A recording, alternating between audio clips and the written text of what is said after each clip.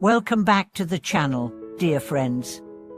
It is always a blessing to reconnect in this sacred space where we ask the real questions, the ones that stir our soul and awaken our deeper knowing. Today we are going to look into a powerful and provocative inquiry. What makes someone a true spiritual practitioner? Is it the robes they wear, the rituals they perform, or the knowledge they possess? Or is it something deeper, something more alive, something rooted in the way they live every moment? In a world saturated with spiritual information, books, podcasts, workshops, retreats, and endless content, it's easy to mistake accumulation for transformation. But let me ask you this. Are we practicing the Dharma, or are we merely collecting it? Are we integrating wisdom, or just hoarding words? The great masters have always said true practice begins when the teaching leaves the page and enters your breath, your decisions, your relationships. It's not about how much you know, it's about who you become. Let's begin by acknowledging the modern spiritual seeker's dilemma. Never in history has so much wisdom been so easily accessible. You can hear a Zen master on your phone while riding the subway. You can attend a Tibetan empowerment through live stream. You can read ancient scriptures in translation with a click. And yet, despite this wealth, we often feel spiritually poor. Why? Because information isn't transformation. There's a well-known story about a scholar who visited a Zen master. The scholar proudly listed all the sutras he had memorized. The master silently poured tea into his cup and kept pouring, even as the cup overflowed. The scholar shouted, "Stop, the cup is full." The master replied, "Exactly. How can I give you anything if your cup is already full?"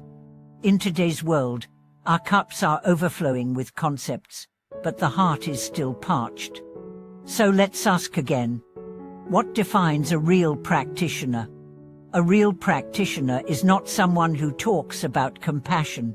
It's someone who lives it when it's hard, when it's inconvenient, when it hurts. A real practitioner doesn't just chant about impermanence. They let go of grudges, of pride, of illusions. A real practitioner is not the loudest in the room, but the most present. Not the one who lectures, but the one who listens. Let me tell you about a man I met in a rural temple. He never gave talks. He barely spoke. He swept the grounds each morning before dawn. He bowed to every tree. He smiled at strangers with eyes that made you feel seen. No credentials, no followers. Just presence. When asked why he came to the temple every day, he said, "To become someone my ancestors can be proud of." That's it. That's enough.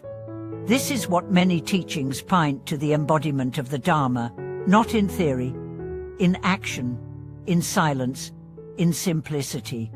And now, let's talk about a dangerous trap on the path: the spiritual persona. It's easy to craft an identity around being spiritual. The clothes, the jargon, the incense and mala beads. There's nothing wrong with any of it. But when identity replaces sincerity, we are lost. When performance replaces practice, we are off track. The ego doesn't die easily. It just puts on new costumes. The real test of your practice is not how you look during meditation. It's how you behave during conflict.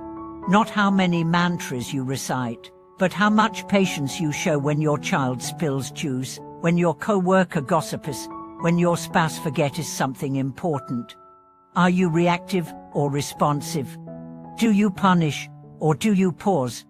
Do you dominate, or do you dialogue? These are the questions that reveal where you are on the path. True practitioners are not perfect, but they are honest. When they fall, they admit it. When they are angry, they inquire. When they are praised, they bow. They don't use the Dharma to look better. They use it to be better. There's another quality to look for: humility. Real wisdom bows. Real awakening doesn't shout.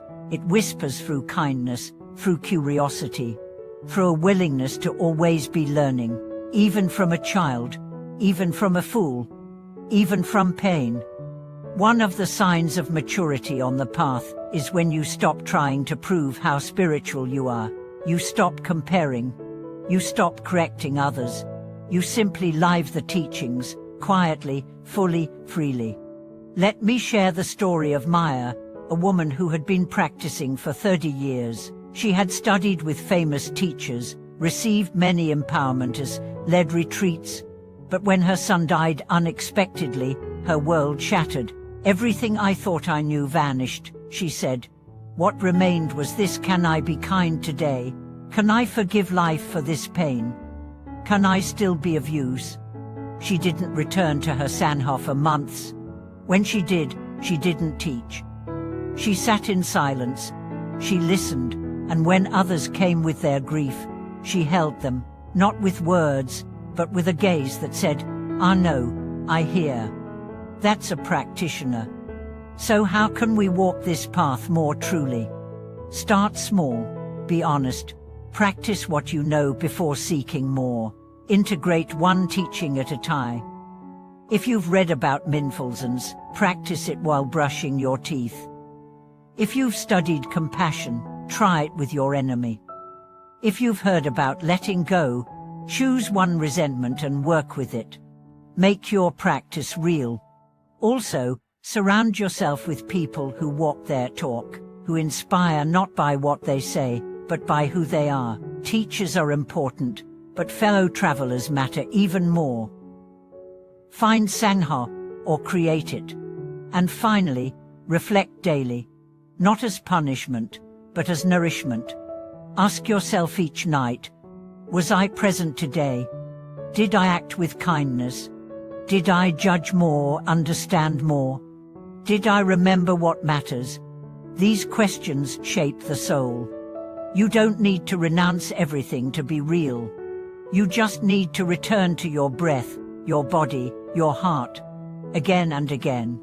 Thank you so much for watching this video. If something here resonated with you, I invite you to share your own journey in the comments. What have been your moments of real practice?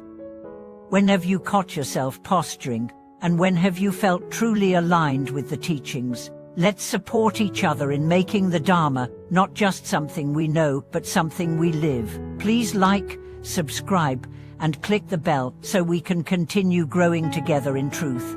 Until next time, may your words be wise, your actions be kind, and your practice be alive.